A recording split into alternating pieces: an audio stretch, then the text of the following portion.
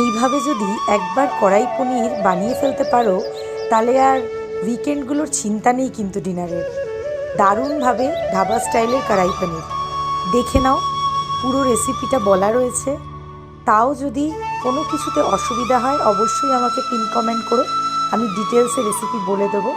আর আজকের এই শুভ দিন মানে শুভ রথযাত্রার সবাইকে হিয়াজ রেসিপির পেজের তরফ থেকে অনেক অনেক শুভেচ্ছা রইল। সবাই আজকের দিনটা খুব ভালো করে কাটাও তোমরা, বাচ্চা বয়স্ক সবাইকে নিয়ে।